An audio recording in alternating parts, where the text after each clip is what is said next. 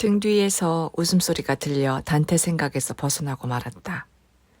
뒤돌아보니 웃음을 짓느라 일그러진 조르바의 얼굴이 보였다. 보스, 참 잘하는 짓이구려. 몇 시간이나 찾아다녔답니다. 이런 데 계실 줄 누가 알았겠어요?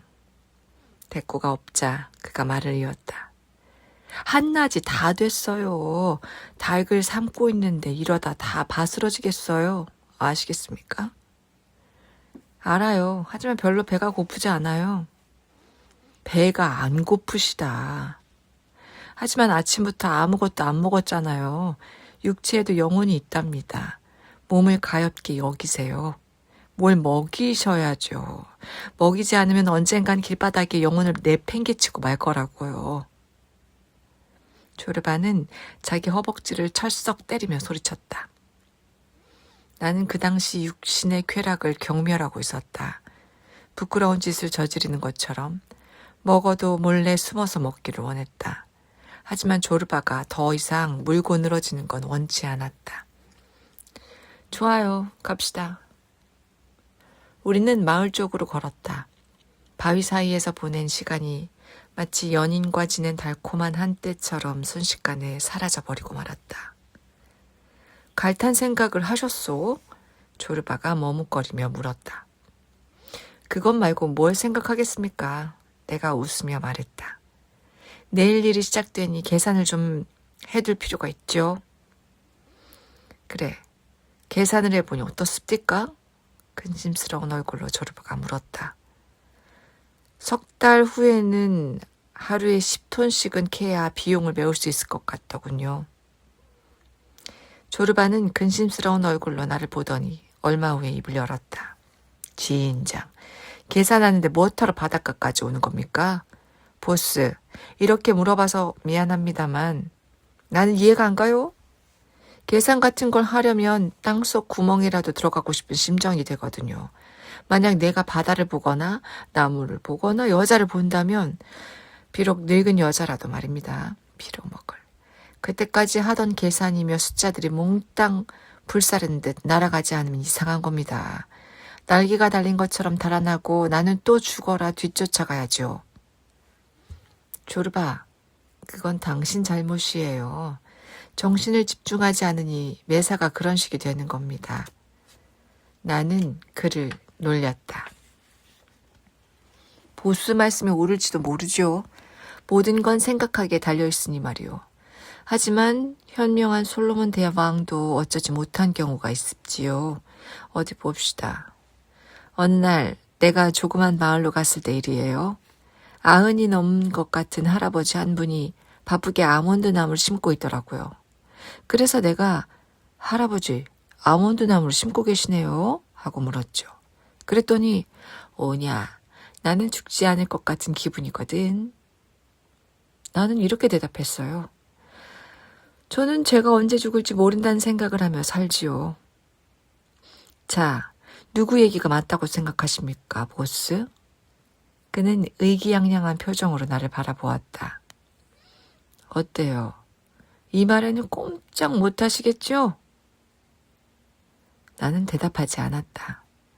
똑같이 험하고 가파른 두 갈래 갈림길이 같은 봉우리에 닿을 수도 있었다. 죽음이 존재하지 않는다는 듯 사는 거나 매 순간 죽음을 의식하며 사는 건 어쩌면 같은 일일지도 모른다고 생각해왔지만 조르바가 물었을 때는 대답하지 못했다. 자, 내 말에 반박하지 못한다고 해도 상심하지 마세요. 우리 딴 얘기를 합시다. 지금 나는 닭고기와 계피 뿌린 필레프, 쌀, 고기, 향료를 넣은 볶은 음식. 생각밖에 없어요. 내 머릿속에는 김이 무럭무럭 나온다 이 말입니다. 배를 채우고 그 다음에 생각해 봅시다. 모든 건 때가 있는 법 아니요? 지금 우리 앞에 필레프가 있으니 필레프만 생각하고 내일 우리 앞에 갈탄 광산이 있을 때 갈탄을 생각하면 되죠. 어정쩡하면 아무것도 못해요. 마을에 들어서니 여인네들이 문 앞에 앉아 이러쿵저러쿵 떠들어대고 있었고 지팡이에 기대서 노인들은 아무 말도 하지 않았다. 석류가 주렁주렁 열린 나무 아래는 몸집이 작고 주름투성인 노파가 손자의 이를 잡고 있었다. 카페 앞에는 심각한 표정의 메부리코 영감이 서 있었다. 위험 있는 풍채였는데 우리에게 갈탄 광산을 전세준 마을 장로 마브란돈이었다. 전날 밤 오르탕스 부인의 여인숙으로 우리를 데리러 왔다. 마을에 사람이 없는 것도 아닌데 오르탕스 부인의 여인숙에 묵으신다니 우리로선 창피한 일입니다. 그는 근엄했고 마을 지도자답게 조심스레 말을 골라 했지만 우리는 거절했다. 속은 좀 상한 듯 보였으나 끝까지 고집하지는 않았다. 나는 할 만큼 했소. 두 분이 알아서 하시오. 조금 후에 그는 우리에게 치즈 2덩어리, 석류 1바구니, 건포도와 무화과 1단지, 라키 술 1항아리를 보내주었다. 심부름꾼이 말을 전했다. 마브란돈이 어른이 보내셨습니다. 대단한 건 아니지만 정성으로 받아달라 하셨습니다. 다시 그를 만난 우리는 진심으로 감사를 표했다. 재미 많이 보십시오. 그는 이렇게 말하며 가슴에다 손을 얹고는 입을 다물어 버렸다. 말수가 적은 사람이로군요. 쑥맥인가? 조르바가 중얼거렸다. 자존심이 강한 사람 같아요. 마음에 드는군요. 내가 대꾸했다. 우리는 여인숙에 도착했다. 조르바의 코는 벌름벌름 신이 났다. 오르탕스 부인은 문간에서 우리를 보자마자 소리를 지르며 부엌으로 뛰어들어갔다. 조르바는 식탁을 뜰로 들고 나와 잎이 다 떨어진 포도나무 아래 놓았다. 빵을 두껍게 썰고 포도주를 가져오다 상을 보고는 장난꾸러기 같은 표정으로 나를 바라보며 식탁을 가리켰다. 그는 세 사람이 먹을 상을 차려놓았다.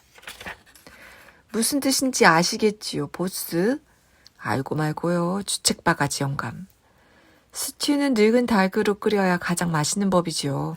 보스도 한 수 배우시오. 조르바는 입술을 핥으며 입맛을 다셨다. 그는 손가락에 불이라도 붙은 듯 민첩하게 움직였고 눈은 반짝거렸다. 흘러간 사랑 노래를 흥얼거리기도 했다. 보스, 이게 인생을 사는 맛 아닙니까? 맛있게 먹다 보면 늙은 암탉이 꼬리를 치겠지요. 나는 금세 죽을 사람처럼 이런 짓을 하는 겁니다. 그래야 힘이 솟죠. 늙은 암탉을 먹기 전에는 절대 안 죽어요. 식탁이나 차려요. 오르탕스 부인이 명령했다. 부인은 냄비를 들어 우리 앞에 놓다가 입을 다물지 못했다. 접시가 3개인 것을 본 것이다. 기쁨에 홍당무가 된 여자는 조르바를 바라보며 재빨리 조그만 눈을 깜빡거렸다. 알아차린 모양이군요. 조르바가 속삭이더니 아주 공손한 태도로 부인을 돌아보며 말했다. 아름다운 바다 요정이시여. 우리는 남파당에 당신의 영토까지 들어왔습니다. 세이렌이여, 함께 식사를 할 수 있는 영광을 베풀어 주소서. 늙은 카바레 가수는 팔을 활짝 벌렸다가 우리 모두를 다 끌어안을 것처럼 다시 감싸 안았다. 우아하게 몸을 흔들고 조르바를 건드렸다가 나를 스치고는 자기 방으로 뛰어들어갔다. 잠시 후 부인은 제일 좋은 옷으로 갈아입고 나타났다. 달아 헤어진 노란 수술로 장식한 벨벳 드레스는 낡았지만 여전히 빛났다. 보디스는 활짝 벌어진 대로 두고 그 위에 비록 조하지만 활짝 핀 장미 한 송이를 꽂았다. 들고 나온 앵무새 3장은 포도 넝쿨에다 걸어두었다. 우리는 그녀를 사이에 두고 조르바는 오른쪽, 나는 왼쪽에 앉았다. 3사람은 모두 황홀한 기분에 빠졌다. 꽤 오랫동안 한마디도 건네지 않았다. 영혼을 짊어지고 다니는 육체라는 짐승에게 실컷 먹이고 포도주로 목도 죽여주었다. 음식은 곧 피가 되고 세상은 더 아름다워 보였다. 우리 옆에 앉은 여인은 점점 더 젊어져 얼굴의 주름살도 사라졌다. 매달린 3장 속에서 초록빛 재킷에 노란 조끼를 입은 앵무새가 고개를 숙이고 우리를 내려다 보았다. 앵무새는 마법에 걸린 외로운 사내 같기도 했고 초록과 노란색 드레스를 입은 늙은 카바레 가수의 영혼처럼 보이기도 했다. 우리 머리 위 포도 넝쿨에는 시커먼 포도가 주렁주렁 매달려 있었다.